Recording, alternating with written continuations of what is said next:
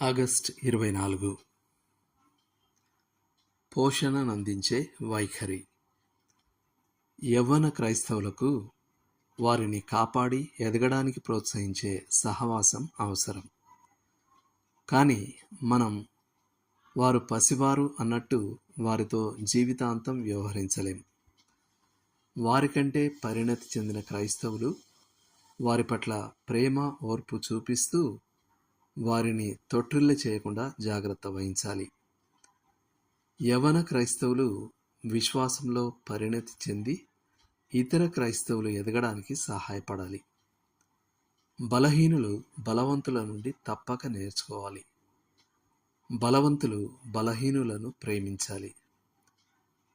దానికి అద్భుత ఫలితం ఏమిటంటే దేవునికి మహిమకరమైన సమాధానం మరియు పరిపక్వత. నేటి వచనం. మన ప్రభువును రక్షకుడునైన యేసుక్రీస్తు అనుగ్రహించు కృపయందును జ్ఞానమందును అభివృద్ధి పొందుడి. ఆయనకు ఇప్పుడును యుగాంత దినము వరకును మహిమ కలుగునుగాక. ఆమెన్. పేతురు రాసిన 2వ పత్రిక 3వ అధ్యాయం 18వ వచనం. మరిన్ని వాక్యాలు చదవండి. తీతుకు రాసిన పత్రిక 2వ అధ్యాయం 1 నుండి 8 వరకు, ఎఫీసీలకు రాసిన పత్రిక 4వ అధ్యాయం 1 నుండి 3 వరకు. చేయాల్సిన పని. ప్రేమ లాంటి వర్ణనా పదాలను ఉపయోగించి మీకు తెలిసిన ఓ పరిపక్వ క్రైస్తవుని మరియు విశ్వాసంలో యవనుడైన ఓ వ్యక్తిని వర్ణించండి.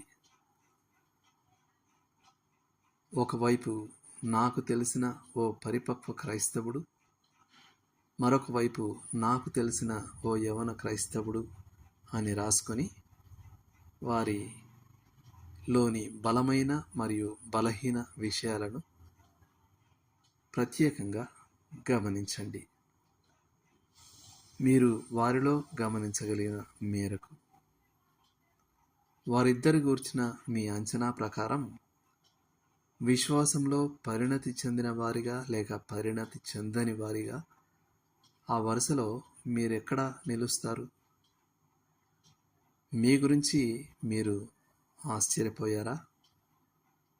అయితే ఒకే విధంగా బలహీనులను బలవంతులను ప్రోత్సహించడానికి సహాయం చేయమని వేడుకుంటూ మీ ముగ్గురిని ప్రభువుకు అప్పగించుకోండి.